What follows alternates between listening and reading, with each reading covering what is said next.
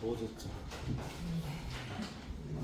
오늘 우리가 이제 허균에 대해서 공부하는데, 그 허균은 좀 알고 계신 거 있나요? 허균에 대해서? 네, 헌한 사람.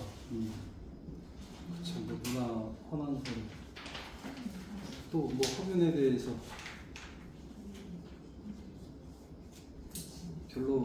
별로 관심이 없으셨어요.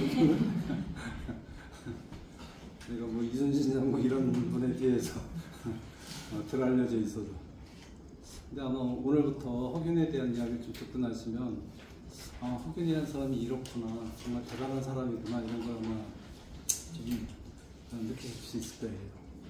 근데 제가 생각할 때는 그 조선 최고의 천재를 이렇게 꼽으려면 단연코 이 허균 집안일 것 같아요.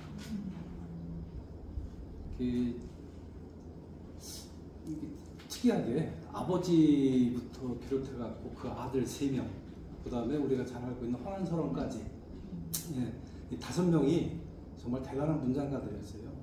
그래서 이제 오문장가라고 당시에도 알려졌는데, 또 얼마나 대단한가는 이제 강의를 들으시면서 한번 느껴보시고, 그 다음에 우리가 이제 허균이 지향했던 그 세계가 과연 어떤 세계였는지, 그리고 오늘날과 한번 비춰봐서, 비춰본다면 그 허균의 개혁사상이 오늘날에도 이렇게 적용해 본다면, 그런 사회가 된다면 정말 아름답고 진짜 우리가 바라는 최고의 그런 이상적인 사회가 되지 않을까, 그런 생각을 해봅니다. 근데 뭐 오늘날 이제 허균 같은 주장을 하는 사람들은 어떻게 보면 너무 많을 수도 있고 당연할 수도 있어요. 근데 그 시대가 알다시피 봉건주의 시대잖아요. 봉건주의 시대였기 때문에 그 맘 놓고 이렇게 뭐 예를 들어서 여자를 두둔한다든지, 또 버려진 사람들, 우리가 그 당시에 버려진 사람들이라는 얘기는, 그때는 신분이 딱 우리가 지난번에도 얘기했었죠. 산업공상이라는 거. 산업공상이 신분 체제였잖아요. 그럼 사는 사대부 양반이고, 농공상이 이제 평민, 그 당시에는 상민이라고 얘기를 했는데, 우리가 그냥 요즘 얘기하는 평민들이 농공상이에요. 그 다음에 사실 그 밑에 또 하나 더 있잖아요. 노비들. 근데 노비들은 사람의 대접을 못 받았어요. 그냥 물건이에요. 그래서 재산 목록에 들어가 있어요. 재산 목록에 그 노, 비, 그게 남자 여자를 이제 일컬는 말이란 말이에요. 그래서 남자 노비, 여자 이제 노비 해가지고 그 사람들은 재산 목록으로서 기록이 될 뿐이에요. 그러니까 사고 팔 수 있는 대상인 거야. 그래서 그 노비들을 함부로 이렇게 죽이기도 하고 그랬던 게 사람으로 안 봤던 거죠. 물론 이제 나중에는 뭐 노비들도 그렇게 함부로 죽여서는 안 된다라는 그런 법 같은 거는 만들어지지만, 어쨌든 노비들이라는 건 인격적으로 대접을 못 받았던 그런 존재들이었었죠. 그래서 산업공상 외에는 없었다라고 봐야 돼요. 그래서 조선시대 우리가 얘기할 때 양천제라고 흔히 얘기해요. 양천제. 그러니까 양반과 상민들의 두 계급이 존재했다, 이렇게 얘기를 해요. 자, 허균은 그 중에서 어느 계급이었을까요? 당연히 양반이죠, 그죠? 양반인데, 근데 양반 중에서도 최고의 양반. 제가 말하는 최고라는 거는 허균 집안만큼 엄청나게 그 집안을 보면 고려 시대 때부터 아주 명문가였는데, 시객에서 오늘날 보면 국무총리나 총리급 인물들이 고려 시대 때도 한 10여 명 가까이 나오고, 조선 시대 와서도 한 5-6명 정도가 나와요. 그러니까 한 집안에서 총리가 한 명 나온다는 것도 정말 힘든 일이잖아요. 근데 허균 집안은 그랬어요. 그리고 총리가 그 정도였다면 오늘날 얘기하는 그 당시 판서들, 요즘에 장관급들이죠. 장관급들은 더 많았죠. 수십 명이 있었던 거죠. 그러니까 얼마나 명문가 집안 사람인가 우리가 알 수 있어요. 허균 집안이. 자, 허균은 그 아버지가 이제 허엽인데, 여러분도 뭐 이제 국사 시간에 우리가 이제 동서붕당이 나뉘어서 당파 싸움 했다는 얘기를 들어본 적은 있잖아요. 그 아버지 허엽이 동인의 영수였었어요. 근데 뭐 허엽 그분이 본인이 되고 싶어서 된 게 아니고, 동서붕당이 나뉘는 게 이제 그 임진왜란 당시 선조 때죠. 선조 때인데, 선조 때 알다시피 이제 임진왜란이 일어나게 되는데, 그 전에 일본의 통신사를 파견하잖아요. 통신사를 파견하는데 이제 동인하고 서인으로 나뉘었는데, 동인 사람들은 임진왜란이 일본이 쳐들어오지 않을 것이다 이렇게 이제 보고를 하고, 서인에서는 무슨 소리냐, 이제 쳐들어온다 이렇게 얘기를 하고, 그렇게 이제 대립이 생겨요. 근데 좀 아쉬운 점은, 우리가 역사를 이렇게 쭉 봤을 때 제일 좀 무능했던 왕 중에 한 명이 누구예요? 선조. 예? 선조. 그죠, 선조죠. 선조는 왜 오늘날 봤을 때 좀 지탄받아야 될 인물인가요? 선택하는 데 있어서 울코브름이 예. 굉장히 잘 안 됐던 것 같아요. 네, 좀 그런 것도 있고, 저는 이제 정말 선조를 좀 안 좋게 본 지점 중에 하나가 뭐냐면, 임진난이 터졌을 때 그냥 도망가잖아요. 백성들은 나몰라라 하고 관료들 이끌고 도망가요. 그죠? 그래서 예?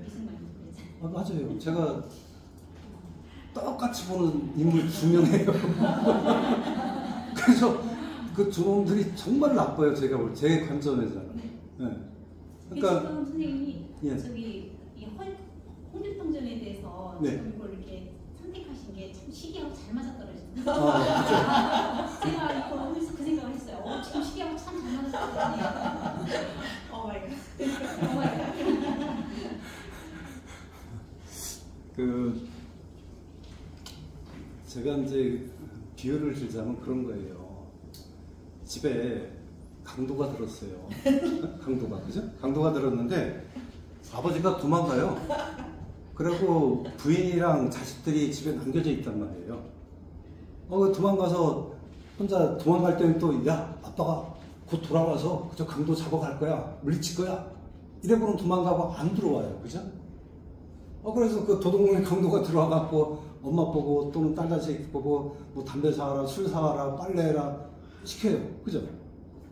그 한참 있다가 그 옆집 사람들 데리고 와갖고 강도 쫓아냈어요.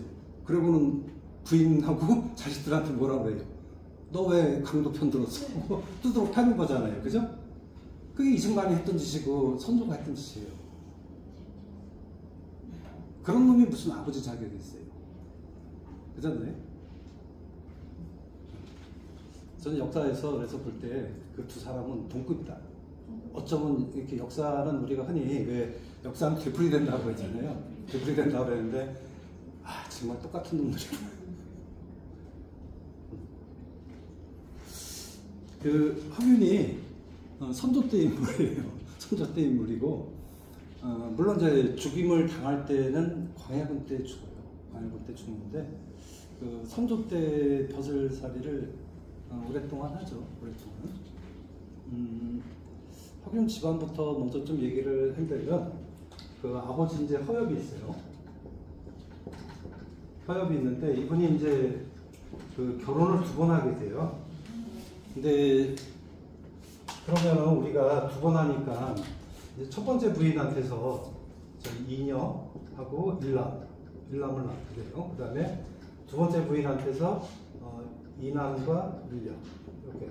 그래서 아들 셋, 딸 셋 이렇게 두게 되는데, 여기 남자 중에 이제 허성이라는 분이 있고, 그 다음에 여기 이남 중에는 이제 허봉이 있고, 그 다음에 여기 우회가 이제 난서람, 초이라고 했죠. 허초이, 그 다음에 허균.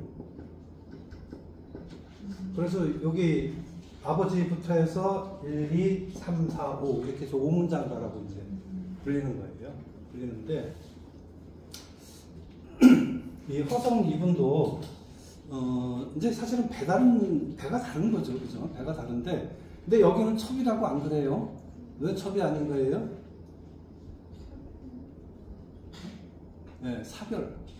첫 번째 부인이 죽은 거예요. 죽고, 그래서 옛날에는 양반들은 왜 결혼을 또 할 수가 있었잖아요. 우리 지난 시간에 얘기했지만 너무 참 여자들한테는 좀 억울한 일이지만, 그 당시에는 그 남자들은 어쨌든 부인이 죽고 나면 다시 재장가가 되는 게 너무 당연한 일로 여겨졌어요. 아니 뭐 죽기까지 기다리면 그쵸. 기다리지도 않고 막 척두고 막 그죠?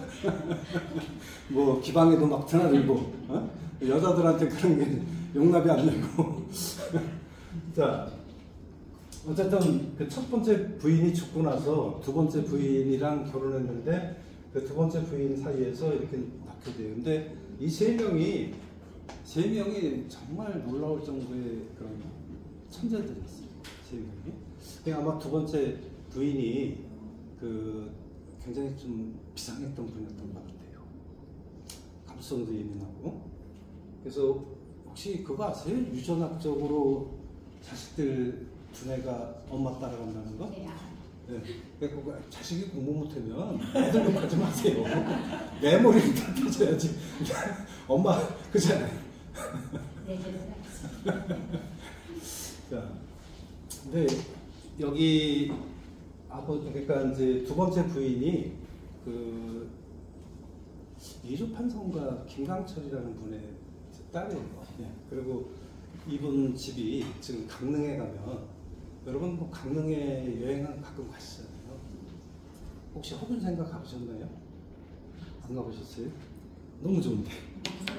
아니 좀 아쉬운 게 제가 PPT로 이런 걸 좀 보여드렸으면 좋겠는데 아쉽게도 PPT로 여기는 보여줄 수가 없더라고요.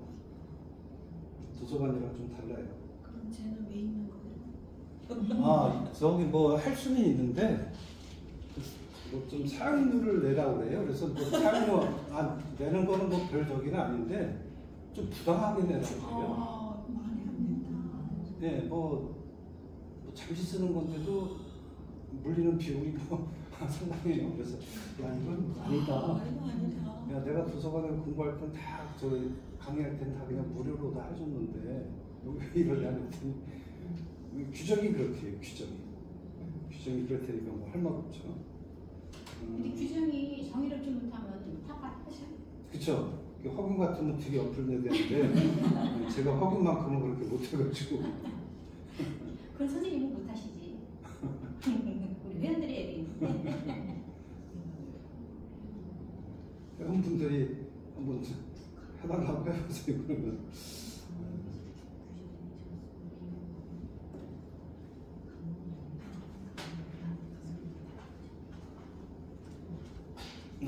그것은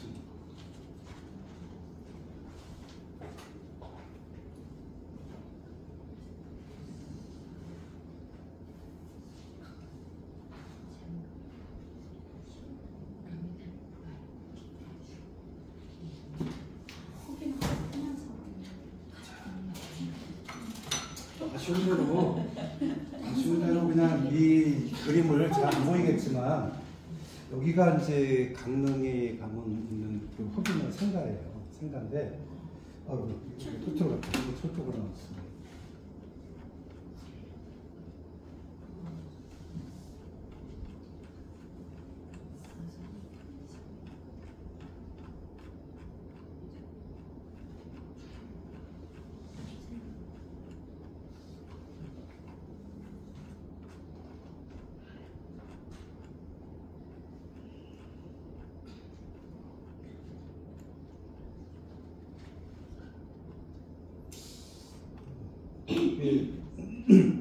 허난설원하고 허균이 여기서 태어나요. 여기서 태어났는데 지금 경포 아시잖아요. 네. 경포 바로 옆에 있어요. 그래서 그 집을 구경하고 이 옆에 여기 이제 소나무 숲이 있는데 그 숲 옆으로 한 2, 3분만 걸으면 바로 경포 호수예요. 둘레길 따라 한 바퀴 삥 돌 수 있게끔 조성이 잘 돼 있어요. 이거는 이제 제가 한 10년 전쯤에 그 헌안사랑 강의를 한 적이 있어요. 도서관에서. 그때 이제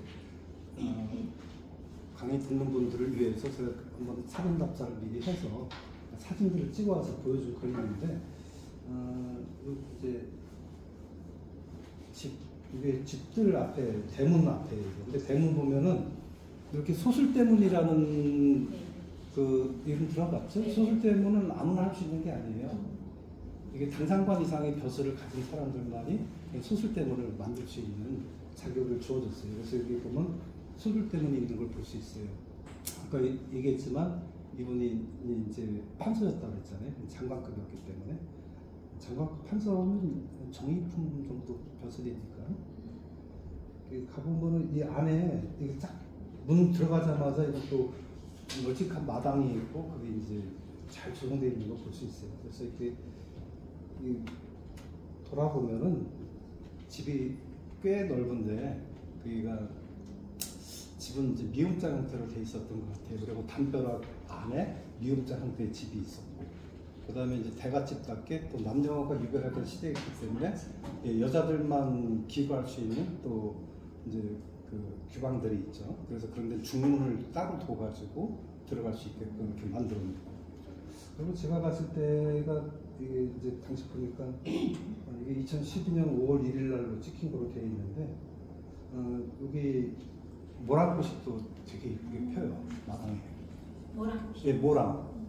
모란 꽃들 되게 이쁘잖아요, 그죠? 모란이 정말 보고 싶으면은 저 강진에 가야 돼요. 강진에, 전라도 강진에 가면 김영랑 시인, 모란이 피기까지는 그 시인이 생가에도 있지만, 여기는 이제 요즘은 이제 테마공원식으로 세계 모란꽃 정원을 만들어 놨어요. 그래서 거기 가면은 세계의 각 나라별로 모란꽃, 형태가 좀 달라요, 다. 우리나라 모란꽃이랑 좀 달라요. 그런 걸 볼 수 있어요.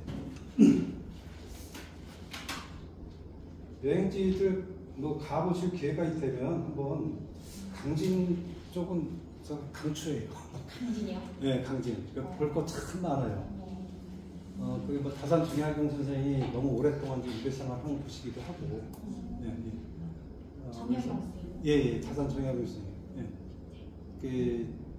그 김영랑 작가 생가가 있기도 하고, 그래서 읍내에는 김영랑 작가의 생가, 또 문학관 그런 것들 볼 수 있고, 또 읍내에 그 정약용 선생님이 처음 유배 갔을 때 머물렀던 그 상이제라는 초라한 주막이 있어요. 주막에 한 방을 얻어가지고 지냈던 그 장소도 있고, 또 잘 알다시피 뭐 다산초당, 그 백년사에서 다산초당 넘어가는 길이 참 멋져요. 내가 참 많은 생각이 들어요. 그 길을 이렇게 걷다 보면.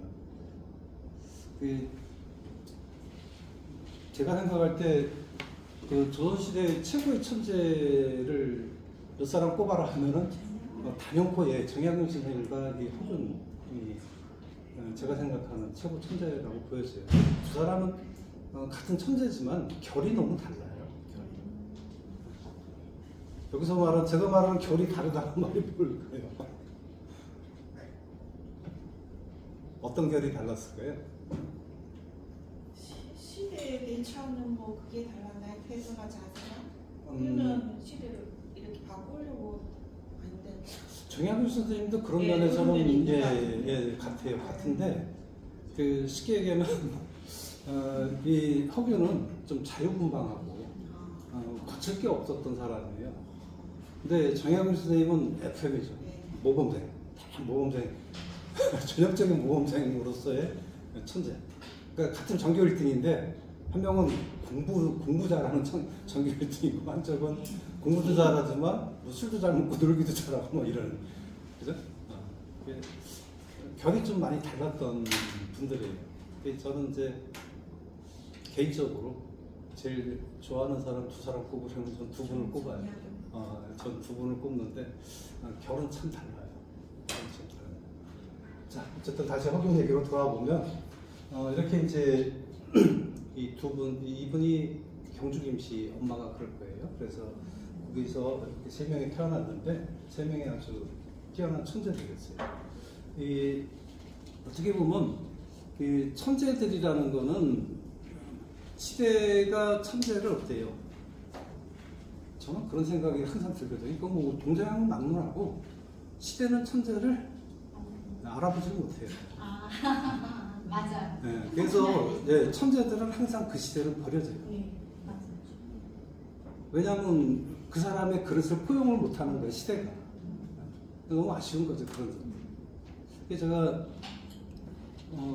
지난번에 첫 강의 여기서 끝나고 나서 그날 이제 광고전을 보러 갔었어요. 다른 데가 이제 표를 끊어줘가지고. 뭘 보러 가셨어요?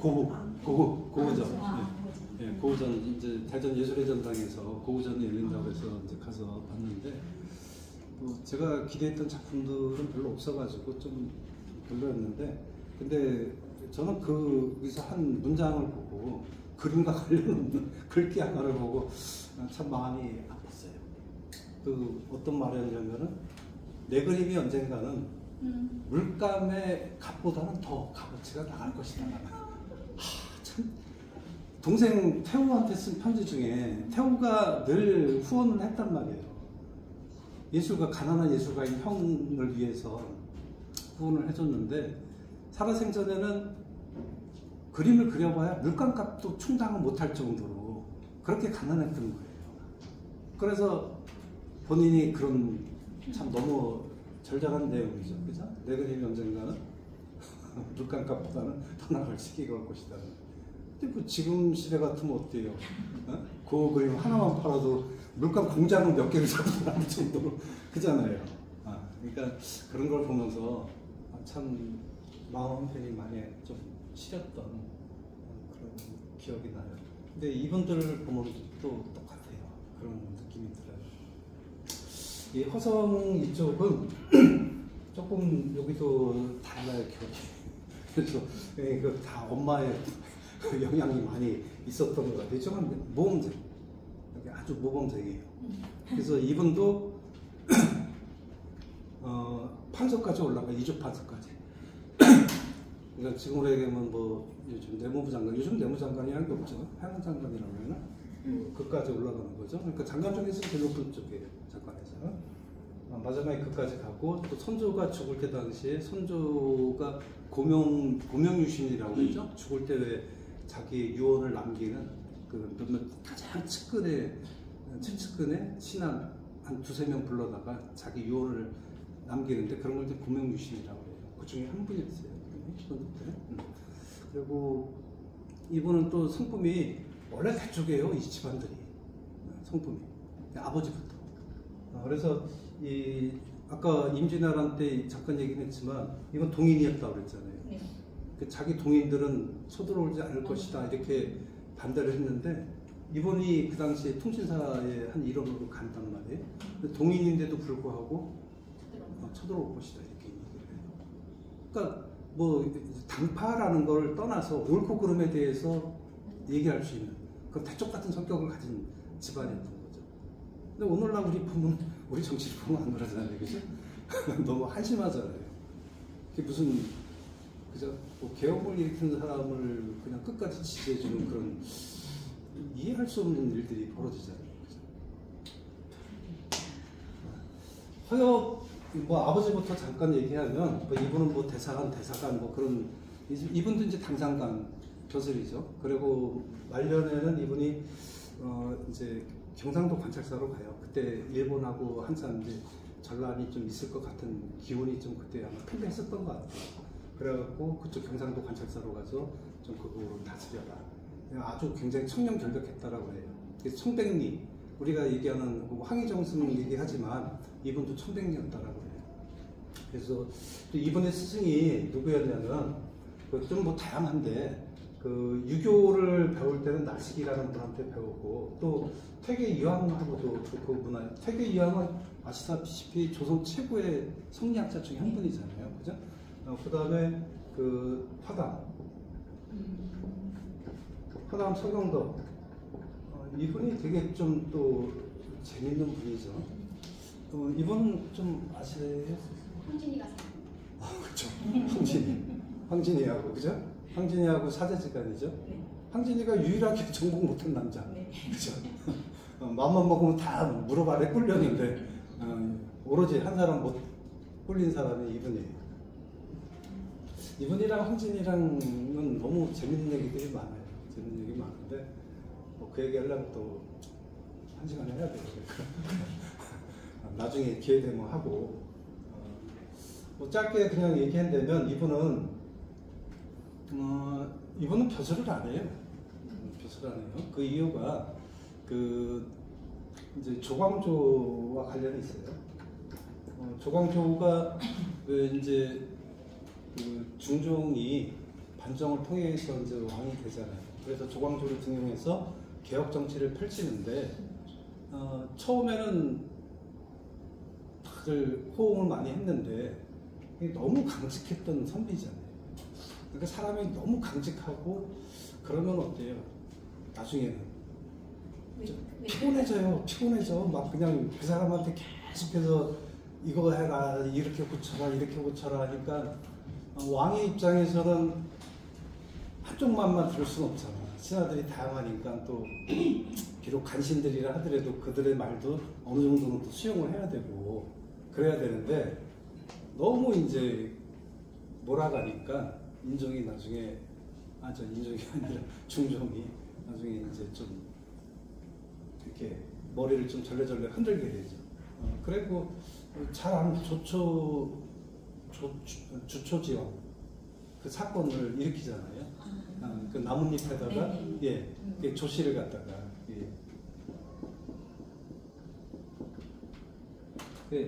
이렇게 해서 주초지왕 그래서 이렇게 해갖고 사실은 이걸 파자한 거잖아요. 이렇게 해서 뭉쳐보면 이게 조씨인데 조씨가 왕이 된다 이런 식의 글을 그러니까 나뭇잎에다 꿀을 발라가지고 벌레한테 먹게 한 다음에 벌에서 이런 게 발견이 됐다. 그래서 이제 그걸로 제목을 해서 조광조 일파들을 다 제거를 시키잖아요. 이때 죽어나간 살인들이 어마어마해요. 서경덕은 그 당시에 젊은 이제 한 20대 정도의 어린 나이였는데 과거를 준비하다가 이 사건을 겪게 돼요. 노부사를. 이 사업 겪고 나서 자기의 어떤 정신적 지주 또 닮고 싶어 했던 그런 인물이 이렇게 제거되는 걸 보면서 엄청난 충격이겠죠, 그게. 그래서 벼슬의 뜻을 접어요. 이분 고향이 이제 개성이었잖아요. 황진이 마찬가지로 개성이었는데 개성이 이제 응거하면서 이분은 이제 유학으로서도 굉장히 높은 경지에 있었지만 또 도교는 그 당시에는 선이라는 표현을 쓰죠. 신선사상이다 해갖고 선. 근데 도교에 높은 또 경지가 있었어요. 그래서 혹시 영화 그 전어치전 강동원 나온 전어치전 보신 분들이 있으면 알지 모르겠는데 그 전어치전에서도 보면 화담이 전어치랑 싸우는 얘기가 나와요. 그죠? 근데 거기서는 뭐 강동원을 주인공으로 해가지고 전어치가 좀 안 좋은 사람인 것처럼 이렇게 화담이 전어치가 주인공이기 때문에 화담이 좀 이렇게 안 좋게 평가되고 있는데 사실은 아니에요. 이분이 훨씬 더 훌륭한 분이고 전어치는 뭐 소설 속의 인물이죠. 그리고 그 어떤 소설들에서 보면은 또 그 전어치가 화담한테 대결을 신청했다가 무참히 깨져요. 책에서는. 영화는 그걸 뒤집어서 반대로 이제 갔지만. 그래서 우리가 물론 그런 설화 같은 경우는 이제 옛날 말하기 좋아하는 사람들이 만들어낸 그런 옛날 이야기일 수 있어요. 우리가 쉽게 얘기해서 뭐 이제 주몽신화에서도 보면은 그 하백은 알죠? 유아의 아버지, 그죠? 유아의 아버지 하백이 그 해모수는 누구예요 또? 주몽의 아버지예요. 주몽의 아버지. 근데 해모수는 해신이거든요. 그러니까 이거는 결국 이제 천신과 물신 같이 이제 결합에 대한 이야기인데, 근데 어쨌든 설화에서 보면 그 하백이 그 해모수의 능력을 시험할 때 그런 장면이 나오거든요. 예를 들면 뭐 물고기들과 대해서 네 능력을 네가 천재의 아들이라고 그러니까 내가 한번 너의 능력을 시험해보고 싶다. 그래서 물고기가 돼서 물에서 논이니까 그 해모수가 수달이 되어서 쫓아오고 또 사슴이 되어서 달아나니까 뭐 그 승냥이가 되어서 쫓아오고 또 하늘을 이제 나는 이제 새가 돼서 날아가니까 매가 돼서 쫓아오고 그럼으로써 해모수 그러니까 천신이 더 강하다라는 걸 보여주는 그런 설화 같은 건데 그게 나중에 화담 이야기 속에서도 같이 정승이 돼요. 뭐 지난번에 얘기했던 메밀꽃 필 무렵 이야기 속에서도 그런 설화들이 사실은 있어요. 있는데 그때 시간이 너무 좀 짧아가지고 그 얘기까지 다 못했는데 나중에 기회 되면 그 설화도 다시 좀 얘기를 해드릴게요. 자, 어쨌든 화담 청경덕한테 이분이 그 스승으로 모시고 또 배웠던 거예요. 그러니까 이분부터 아버지부터 이미 어때요? 이게 좀 어느 한 곳에 매이지 않는. 그 당시는 유교 외에는 받아들여지지 않았던 사회잖아요. 그죠? 그러니까 그 뭐 불교나 더군 불교는 뭐 아예 고려가 불교의 폐단 때문에 많이 백성들이 힘들어했잖아요. 고려 옛날 불교는 귀족 불교예요. 신라 때부터 귀족 자제들 또 고려 시대 오면 더하죠. 왕족까지도 우리가 잘 아는 대각국사 의천 같은 사람은 왕족이잖아요. 왕자. 그래서 저는 옛날에 그 불교라고 한 게 지금 뭐 건진법사 이런 사람들이 아니나 이런 생각. 건진 같은 사람은 사이비죠. 아니 그런 수준이 아니었나?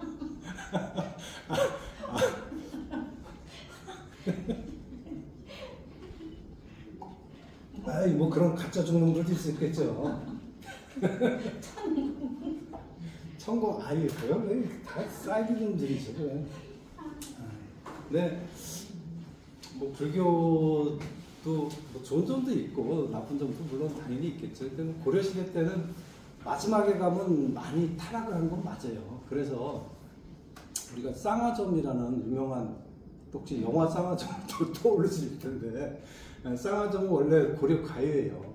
고려 가요인데 고려 시대 때 그 고려 가요라는 건 그 시대 때는 우리 문자가 없었잖아요. 네, 그렇죠. 우리 문자가 없었기 때문에 다 뭘로 구전됐어요. 노래, 그러니까 한글 노래들. 뭐 사월이 사월이랐다, 청산은 사월이랐다, 또는 뭐 가시리 가시리 있고 바리가 가시리 있고 그런 거 다 고려 가요잖아요. 그때는 그 한자로 기록할 수가 없죠. 우리말은 있었는데 그걸 한자로 기록할 방법이 없잖아요. 그러니까 그냥 구전됐던 거예요. 구전이 되다가 훈민정음 창제된 이후에 이제 기록이 되는데 그게 다 노래집에 실려요. 뭐 악장가사, 악학계보, 뭐 시용향악보 같은 그런 노래집에 다 기록이 돼요. 그게 노래로 불려졌던 거예요. 옛날에는 그런 것들이. 근데 고려의 많은 노래들은 조선시대로 넘어오면서 노래집에 실리지 못해요. 버려져요. 왜? 그 이유가 무엇일까요? 그 남녀가 지난번에 한번 얘기했던 것 같았는데 상열지사 남녀 상열이라는 게 남자와 여자가 서로 기뻐한다는 얘기예요. 기뻐하면서 부르는 노래. 그러니까 노래 내용들이 어떻겠어요? 아마 좀 많이 음란한 내용들이 많았겠죠. 그래서 유교에서는 어땠어요? 우리가 유교에서는 남녀관계가 너무 칠세부동속이라고 할 정도로 굉장히 엄격했잖아요. 근데 남녀가 서로 그러니까 있을 수가 없죠. 그래서 버려져요. 근데 그 중에서 그 고려 가요 중에서 만전춘 별사나 쌍화점 같은 노래가 아직도 남아서 전해지고 있어요. 근데 그 내용이 보면은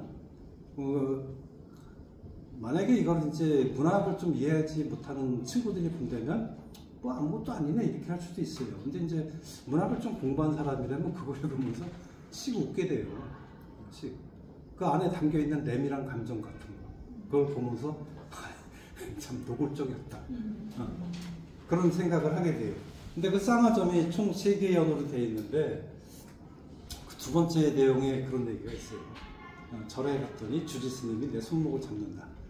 그러면서 그 상자승 보고 그 어린 중 보고 너 딴 데 가서 얘기하지 말아라. 만약에 소문이 퍼진다면 네 놈이 퍼뜨린 것이다 하겠다. 이렇게 얘기를 해요. 근데 손목을 잡는다라는 이런 표현으로 그냥 그치고 있지만 그 의미 속에서는 사실은 다 예. 그러니까 우리가 흔히 그런 얘기 하잖아요. 옛날에 보면 불공들이로 100일 그 자식을 못 낳은 여자들이 100일 기도하러 절간에 가서 기도하고 그죠? 희한하게 또 기도가 잘 통해요. 가서 불공들이 오면 또 그죠? 임신이 되고는 해요. 그래서 우리는 이제 거기서도 그런 고민을 하게 되잖아요. 이게 부처님 떡인지 중떡인지 고민을 하게 되는 거죠. 그런 거죠. 그게 쌍화종 같은 게 그런 은밀한 내용들이에요.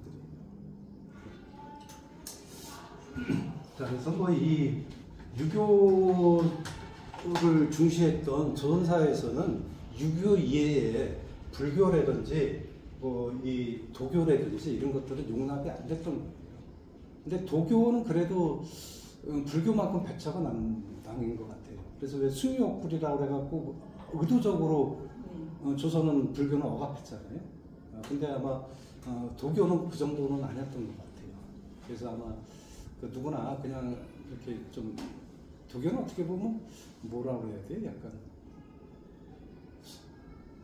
좀 뜬금 잡는 것 같고, 그죠? 그렇게 뭐 사회에 해악을 끼칠 정도의 그 정도는 아니니까 그래서 어느 정도 그냥 좀 용납이 됐던 게 아닌가 좀 그런 생각이 들어요. 자, 어쨌든 이분이 이제 아버지가 이렇게 자유분방한 그런 그 성격을 가지고 있었기 때문에 그런 성격들이 자식들한테도 이렇게 좀 물려졌던 게 아닌가. 더군다나 그 중에서도 이 엄마의 만남, 두 번째 엄마의 만남은 이런 놀라운 또 천재들을 만들어내요. 근데 이 난설원, 허봉 다 뛰어나요. 이 허봉이 허균보다 18살 위에요. 그 형제치고는 나이 차이가 되게 많죠, 그죠? 난설원이 6살이고 허균보다. 근데 다 일찍 죽어요. 다 일찍 죽어요. 30대. 이 죽는 것도 너무 참 억울하게 죽는데, 하여튼 그 강직함에 대해서는 이 집안 사람을 따라갈 수가 없었던 것 같아요. 그래서 허봉이 죽게 되는 것도 그 선조가 이제 여러분 아다시피 조선시대는 그 적자 출신의 왕이 몇 명 안 돼요. 네, 다 서자 출신들의 왕들이 많거든요. 근데 선조도 마찬가지 이제 왜냐하면 명종이 자식이 없었어요. 자식이 없이 죽었기 때문에 그 왕족 중에서 한 명을 이제 왕으로 이제 추대한 게 바로 선조거든요. 선조 그렇게 얘기하면 이제 선조는 결국은 이제 적자가 아니잖아요. 적통이 없었기 때문에 여러분 이제 서울가봉의 종로 3가 4가 쪽에 종묘라는 데가 있어요, 그죠? 종묘 있는데 그 종묘에는 그 왕들과 왕비들 그런 분들이 배양이 되잖아요. 그리고 이제 해마다 거기다 제사를 지내고 선조가 자기 할머니를 거기다가 올리려고 해요. 근데 그 할머니가 그러니까 뭐 첩이 아니지 후궁이지 후궁. 네. 후궁이거든. 그 후궁은 거기에 올라갈 수가 없어요. 거기는 오로지 왕과 왕비만 올라갈 수 있는 거예요. 근데 할머니가 후궁인데도 불구하고 선조가 그게 이제 배양을 하려고 했던 거예요. 그러니까 이건 이제 사실 도리에 안 맞는 거죠. 그래서 허봉이 그게 된 이제 상소를 올려서 그건 안 된다. 그래가지고 사실 선조도 아무리 지가 왕이라 하더라도 그거는 여태까지 전례를 깨면서까지 그걸 할 수가 없는 거니까 할 수 없이 받아들여요. 할 수 없이 이제 그 좌절이 돼요. 근데 좌절은 됐지만 그때 무슨 이제 속으로 이씨 이제 학신가 그렇게 되잖아요, 그죠? 이제 앙심을 품게 되죠. 근데 이제 어느 날 허봉이 이제 경기도 이제 어사로 20사로 이제 명을 받고 경기도를 이제 감찰하게 돼요. 근데 그때 그 당시 그 율곡 이이가 당시 병조 판사였어요. 병조. 근데 허봉이 했던 일이 이 병조를 감찰하는 일이었어요. 그래서 병조를 감찰하는데 뭐 알다시피 뭐 이게 뭐 선조 때뿐만이 아니라 우리나라 역대 뭐 제대로 군인들이 제대로 뭐 한 이런 역사가 없잖아요. 제대로 군인들이 잘 방비했다면 뭐 외침에서 맨날 당하고만 있지는 않았겠죠. 근데 우리나라 역사에서 뭐 외침 당해갖고 이겨본 적이 있나요? 고구려 때 말고? 네? 고구려 때 말고 우리가 외침 당했는데 이겼다 이런 기록 본 적 있어요? 없잖아요. 그잖아요. 고구려 역사 말고는 없어요. 맨날 깨지기만 하고 도망다니기만 하고 맨날 그랬지. 그잖아요.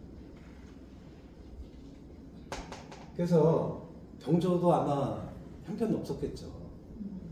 그래서 허봉이 가서 보니까 너무 이제 규율도 제대로 안 서 있고 너무 엉망이었던 거예요. 그래서 이제 벌 줘야 된다. 그러면서 이제 보고서를 올리는데 책임자가 병조 판서니까 판서까지도 벌을 주라 이렇게 얘기를 한 거예요. 근데 이 이인은 아까 얘기했지만 이제 동서공당이 있었다고 했잖아요. 네. 이 이인은 이쪽 서인 쪽의 후원자예요. 그러니까 이게 결국은 어떤 싸움으로 번져요? 동서공당의 싸움으로 번지는 거예요. 그리고 허봉은 이미 선조한테 너 이 새끼 이제 나한테 한 번만 걸려봐 지금 벼르고 있는 상태에서 이렇게 싸움이 붙었어요. 선조는 당연히 누구 편? 이쪽 편을 들겠죠. 직급도 더 높기도 하고. 그죠? 그리고 또 아버지는 이때 이미 죽고 없어요. 아버지는 일찍 죽어요. 허균이 12살? 12살 그 무렵에. 아까 경상도 이제 관찰사, 지금 우리는 경기 도지사죠. 그 경상도 이제 도지사 하다가 돌아오는 길에 상주 객관에서 이제 객사. 그러니까 이 시절에는 아버지가 없던 그 시절이에요. 그러니까 아무래도 허공이 좀 벼슬의 직급 면에서도 좀 눌릴 때죠, 이때는. 그 바람에 허공이 유배를 가게 돼요. 너무 웃기는 거잖아요. 올바른 소리를 했는데 그거를 받아들여주는 게 아니라 오히려 꾀심죄가 덮여가지고 유배를 해요. 그래서 그것도 이제 한경도 쪽에 옛날에 유배지는 주로 그 함경도 아니면은 전라도 경상도. 그러니까 예, 그 저기 제일 그러니까 한양에서부터 천리길이 넘는 데를 예, 그 유배지를 택해요. 그래서 함경도로 유배를 보냈는데 나중에 율곡 이이가 이제 이이도 잠시 이제 파면을 당해요. 잠시 파면을 당해서 잠시 집에서 머물다가 다시 선조가 불러서 갔을 때 율곡 이이가 귀향까지 보내는 건 좀 너무 심하다. 다시 용서해줘라. 그리고 또 많은 또 이제 그 같은 동인회에서 무리들이나 또 이제 아버지의 영향력이 아무래도 또 있었을 거 아니에요, 그죠? 그러니까 그 동인회 많은 사람들과 이제 또 서인 쪽에서도 허봉이 워낙 사람은 괜찮았었나 봐요. 그래서 강직하고 재주도 아주 뛰어난 사람이다. 그러니까 그 재주가 아깝다. 다시 불러들여라. 그래서 많은 이제 탄원서들이 올라와서 결국은 이제 풀어는 주는데 거기서 이제 선조의 또 옹졸함이 드러나요. 풀어주는데 한양으로 벼슬을 다시 주는 게 아니고 한양은 못 들어오게 해요. 한양성은 못 들어오게 하고 한양 바깥에서만 살으라고 이렇게 해요. 그래서 결국은 한양 안에는 못 들어오고 그 주변, 금강산 근처에서 이때든지 또 뭐 인천 같은 데서도 가서 머물기도 하고 이런 식으로 주변을 맴돌아요. 게다가 결국은 이분이 또 술을 너무 좋아했더라고요. 술을. 그래서 그 기록에 의하면 또 이제 왕들이 가끔 이제 술을 하사할 때가 있는데 그 한대가 혹시 몇 그램 정도인지 아세요? 한대? 그 대박이다 이런 편 쓰는데 한대. 한대박. 한 보통 이제 쌀을 한 가마니가 기준이에요. 80kg. 80kg 한 가마. 그 다음에 한 마리 8kg. 예. 그렇게 10분의 1씩 줄어가면 돼요. 한 대가 800g. 그래서 우리가 그 대파, 우리 저 군밤 같은 거 팔 때 보면 대에다가 담아서 팔잖아요.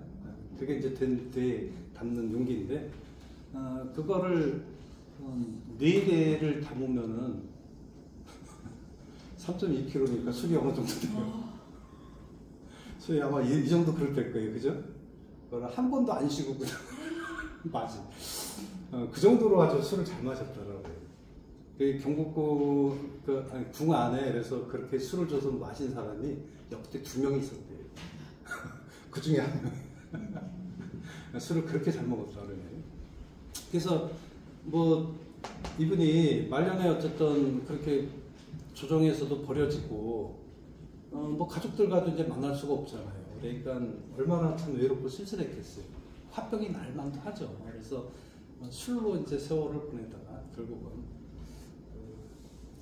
젊은 나이에 객사를 하게 돼요. 허봉.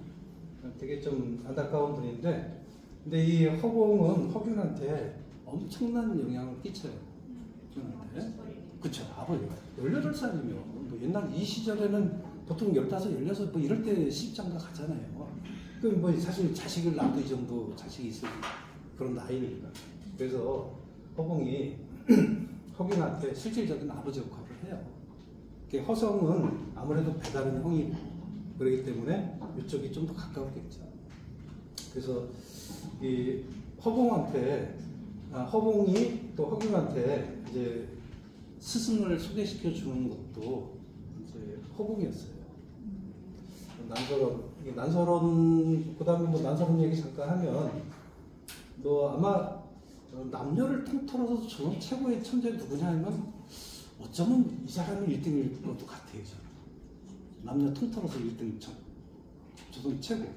조선 최고뿐만 아니라 우리 역사상 최고의 천재 한 명 뽑으라면 아마 어쩌면 이분일 것 같아요. 저는 어디서 이제 그걸 그렇게 좀 얘기할 수 있냐면 이분이 8살 때 쓴 글이 있어요.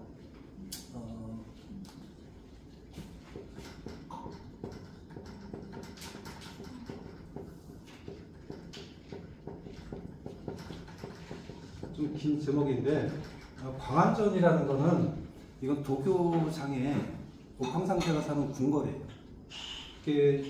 나중에 이 난설원은 그 말년에는 이분이 도교에 심취를 해요. 그래서 늘 방에서 그 향을 피워놓고 도교식의 복장들 있잖아요. 신선들 그림 속에서 본 적은 있잖아요. 그런 복장을 하고 있었더라고 해요. 자, 이건 이제 그 옥황상제가 산다는 궁궐이죠. 그러니까 이거는 실제로 현실적에는 없는 거예요. 그러니까 상상 속에 있는 거죠. 상상 속에. 그게 배곡루. 배곡이에요. 배곡. 그러니까 흰 옥. 옥이라는 거는 일종의 보석이잖아요. 보석인데 그 흰색 보석. 그러니까 원래 옥은 좀 그 비치색이잖아요. 네, 근데 이제 배곡루. 루는 이제 누각이에요. 그러니까 광안전에 배곡루라는 누각을 세운 거예요. 자기가 상상 속에서. 그리고 옛날 사람들이 이런 거를 지면은 상장문 그거를 졌다라는 기록을 이제 쓰는 거예요. 그러니까 8살 아이가 상상 속에서 배곡루를 가서 자기가 광안전을 가서 배곡루를 세운 보고 아니면 뭐 자기가 만들고 거기에다가 어떤 글을 써주는 그런 상상을 하면서 쓴 글이에요. 근데 지금 이렇게 읽어보면 뭐 저도 그냥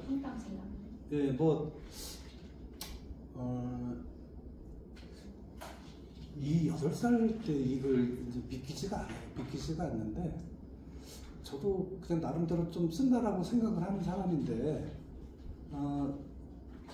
지금 제가 써도 이렇게 못 써요. 지금 제가 써도. 그 저거를 보면서 이거 뭐야? 이거 진짜 뭐야? 이런 생각이 들어요. 그걸 보면서 야, 어떻게 8살 나이에 저런 거를 쓸 수 있었을까? 물론 이건 또 한글도 아니죠. 한문으로 쓴 거잖아요.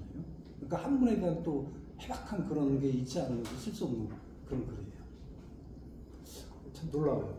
놀랍고 근데 이분은 정말 비운의 천재죠. 이분이야말로. 이분은 더 불행해요.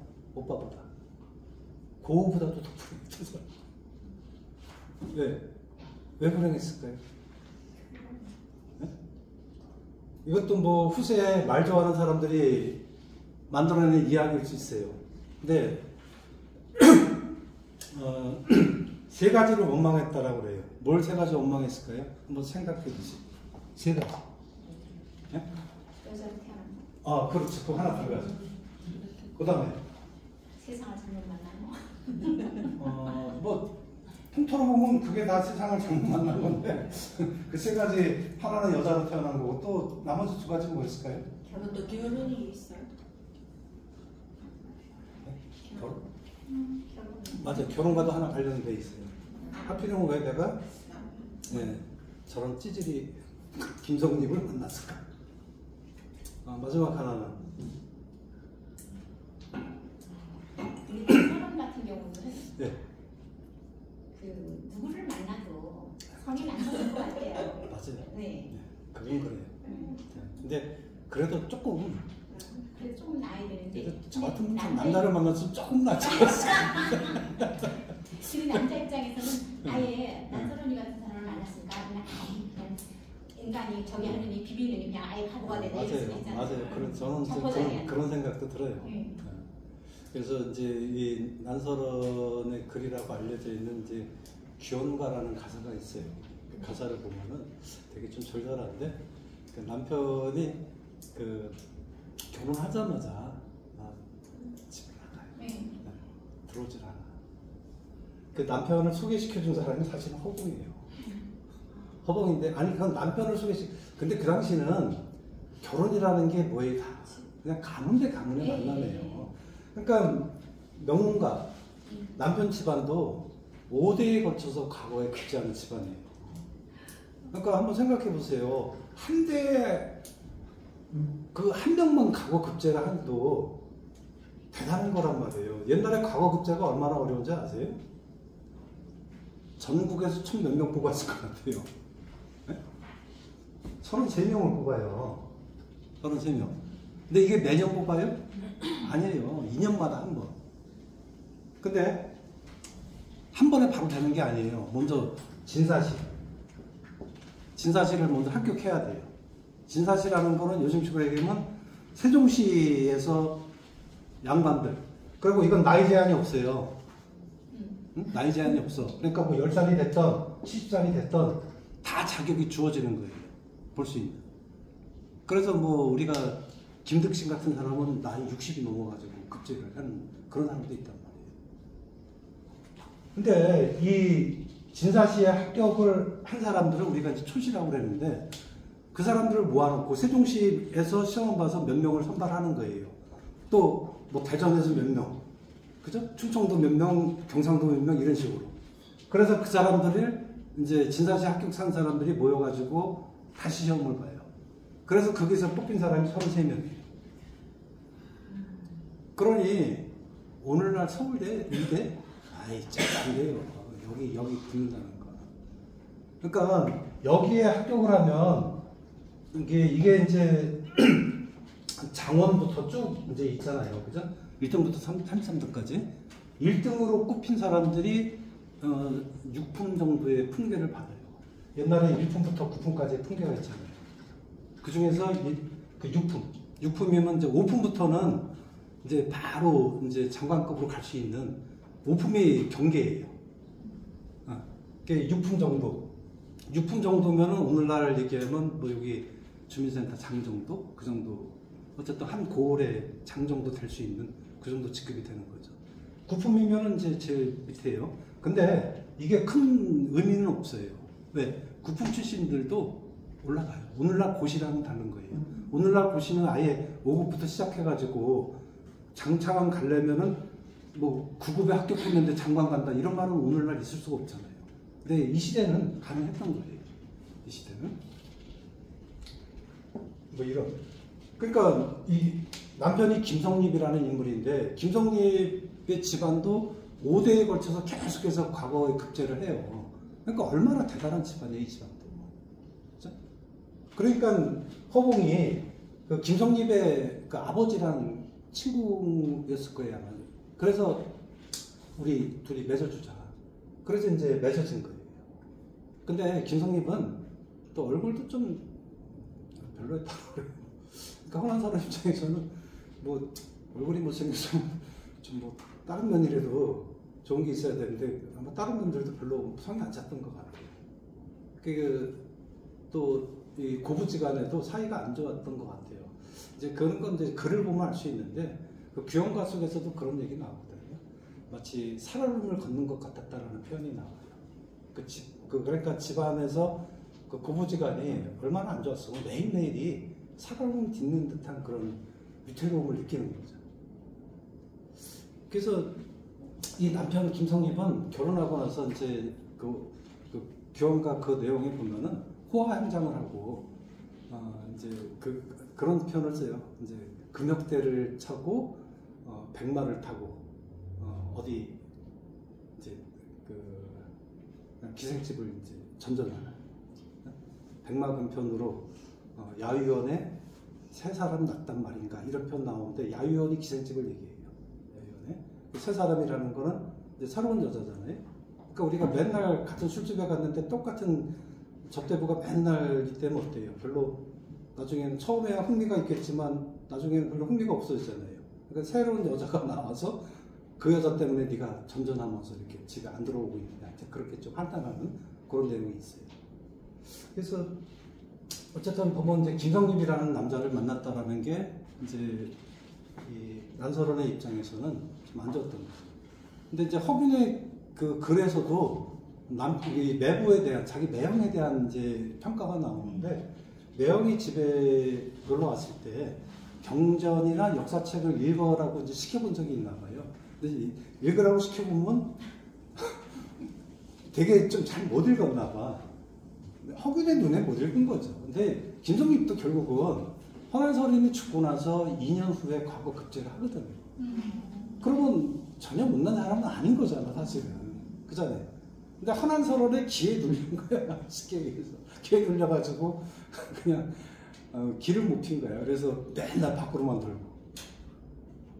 그럴 것 같으면 또 자식이라도 없어야 되는데 말이야. 또 자식은 왜 있어요? 자식이 2명 있었어요. 2명 있었는데 그 헌안서론 시에 보면 곡자라는 시가 있어요. 곡자.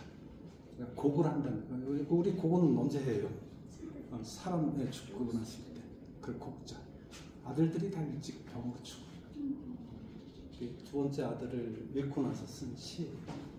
근데 그 시에 보면 또 너무 좀 가슴 아픈 게 니네 둘을 잃어서 이제 그 슬픔을 노래하면서 지금 뱃속에 또 아이가 있어요. 근데 나중에 기록에는 또 그 뱃속의 아이도 결국 사사네요. 그러니까 너무 불행했죠. 그리고 27의 나이에 죽어요. 근데 약간은 반자살 같은 느낌도 드는 그런 느낌이에요. 그래서 이번에 이제 시에 보면은 그 시 속에 27송이 연꽃이 바람에 떨어진다 이런 구절이 나와요. 1년 전, 죽기 1년 전에 쓴 시예요. 그러니까 어떻게 보면 자기 죽음을 예언하는. 근데 그 자기 죽음을 예언하는 듯한 그 예술가들의 어떤 글 같은 데서 보면은 이건 진짜 죽음을 예언하는 그런 시 같다라는 느낌이 드는 그런 것들이 좀 많아요. 우리가 잘 아는 윤동주의 참외록 같은 시도 이제 그런 시 중에 하나예요. 나중에 윤동주도 한번 같이 가을쯤에 좀 서늘해지면 윤동주 시도 한번 공부해보면 되게 좋을 거예요. 자, 어쨌든 뭐 난설원은 그렇습니다. 그래서 이분이 나머지 하나가 뭐였냐면 하필 왜 조선에 태어났는가. 그러니까 저는 조선이라는 사회를 좀 안 좋게 바라봐요. 왜 안 좋게 바라보냐면 너무 옹졸했어요. 조선 사회는. 조선 사회는 그 우리가 큰 틀에서 유교라고 그랬지만 사실은 유교 밑에 그냥 성리학이에요. 성리학. 이 성리학은 주자가 유교 경전을 해석한 거예요. 그러면 이게 과연 공자나 맹자나 뭐 순자나 뭐 이런 분들이 했던 말들을 온전히 담을 수 있었겠냐는 얘기예요. 저는 아니라고 보거든요. 우리가 흔히 왜 작가의 의도라는 게 있고, 작가가 작품을 썼고 독자가 읽었을 때 독자가 자의적인 또 해석을 할 수가 있는 거잖아요. 그 대표적인 게 그런 거예요. 지금은 이제 돌아가시지만 그 신경림 시인이라고 있어요. 되게 유명한 분인데, 그 이분은 이제 우리 시사에서 굉장히 큰 이제 족적을 남긴 분인데, 자, 이분이 그 예전에 이분의 시가 시험에 나온 적이 있어요. 시험에 나온 적이 있는데, 그 수능에서 이분 시를 내놓고 문제를 그 나중에 이분 보고 갖다 주고 풀어보라고 합니다. 근데 어땠을 것 같아요? 이분도 두 문제인가 틀려요. 네 문제 중에서. 자기 작품인데 두 문제를 틀려. 그러니까 이게 참 말도 안 되는 거죠. 그죠? 이게 독자에 오르는 거예요. 그러니까 그 출제하는 출제자에 오른 거지 결국은. 그러니까 우리가 이제 뭐 독자에 오류라는 그런 용어를 쓰기도 하는데, 의도라는 다른 거죠. 그래서 근데 조선의 성리학이라는 게 그거죠. 유도를 갖다가 재해석한 그 주자의 그죠? 학문인데 그걸 받아들였어요. 그러니까 달라요. 중국에는 당시에도 많은 여성 시인들이 있었어요. 근데 우리나라에서는 여성이 시를 쓴다면 어때요? 있을 수가 없는 거예요. 여러분들이 그 개혁가라고 흔히 얘기하는 조선시대에 아주 진보적인 지식인 한번 떠오르는 사람이 또 누구 있어요? 허균 말고. 허균을 만약에 빼놓는다면 최고의 어쩌면 진보적 사상가라고 할 수 있는 사람일 수도 있어요. 누구? 네? 다산.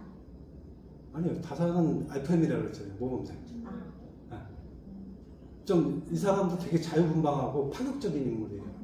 벼슬을 잘 안 해요. 예. 정조, 영조 정조 때 살았던 수많은 또 작품들을 남겼고, 박지원, 연안 박지원, 예. 연안 박지원. 연안 박지원이 엄청난 개혁 사상가예요. 그 사람도. 그 사람도 허균처럼 좀 아웃사이더거든요. 근데 아웃사이더이지만 서로 좀 달라요. 어쨌든 그 왜 그렇게 살았는지에 대해서는 다른데, 그 박지원조차도 헌안설원의 글을 보고 여자들이 이렇게 이런 글을 써서 남기는 건 옳지 못하다 그런 얘기인데, 이왕 같은 분이 그렇게 얘기하는 건 이해를 해요. 내가 이분은 원래 성리학자니까. 그래서 이왕 같은 사람은 그 한림별곡 고려시대 때 한림원에 있는 그 학자들이 쓴 한림별곡이라는 게 있어요. 그게 보면은 뭐 되게 좀 잘난 척하는 글들인데, 그 맨 8장에 보면은 이제 거기서 남자 이제 정도령 보고 그네를 이제 당겨라 밀어라 이런 표현이 나오거든요.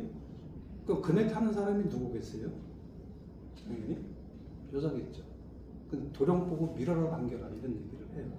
그럼 우리는 그 한 대목을 가지고도 그 시대에 대한 느낌을 알 수 있잖아요.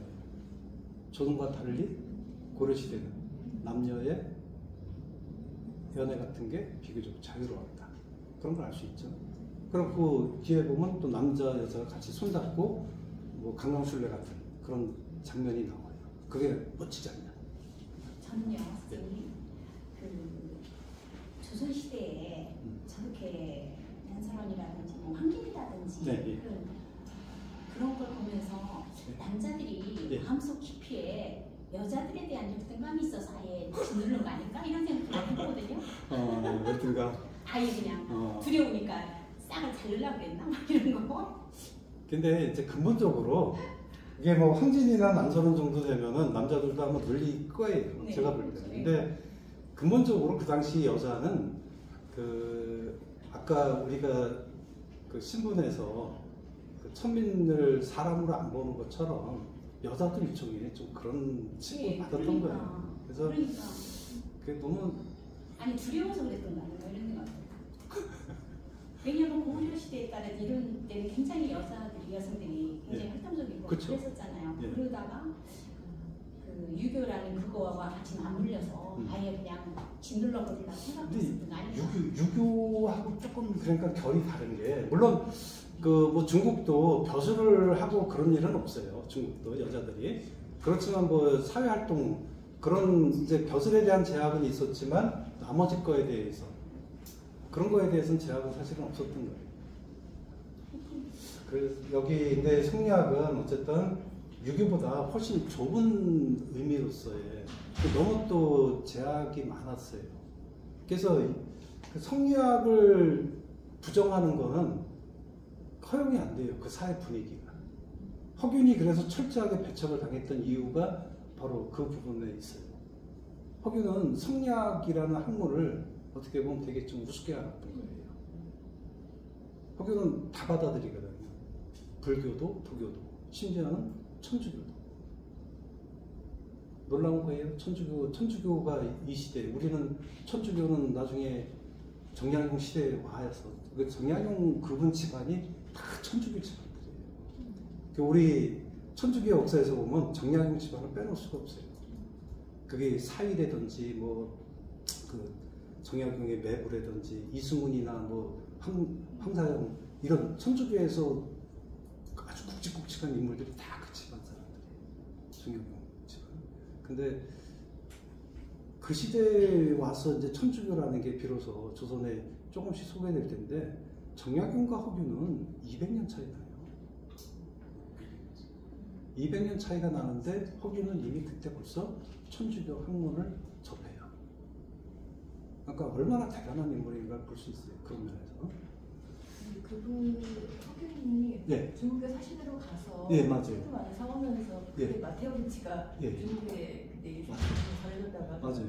그래서 그때 접할 수밖에 없지 않았나. 어. 그게 받아들인다는 거는 그 당시에 좀 파격적인 일이라고. 아, 엄청 파격이죠. 그 당시. 목숨 걸고 안 예, 목숨 걸고 맞아요. 근데 허균은 뭘 딱히 받아들인다는 그런 다른 개념도 없었던. 아, 그럼요. 그거 그 허균은 그걸 식성처럼 뭐 도교. 예, 그냥 학문의 하나로서 다 두루 섭렵했던 거예요. 그러니까 수많은 허균만큼 우리 역사에서 허균만큼 많은 책을 본 사람이 없어요. 중국 가서 4,000원 원의 책을 예. 사왔다는 것도 참 대단한 거죠. 맞아요. 저는 제가 감탄하는 거는 감탄보다도 너무 한자는 기억 안 나는데 망원에 그 종벌레 책벌레가 되고 싶다고 하는 그 책사랑이 참 어마무시했던. 네, 맞아요. 네. 아, 이런 중요한 얘기를 하면서 잠깐 쉬죠. 잠깐 쉬고 조금 이따가 할게요.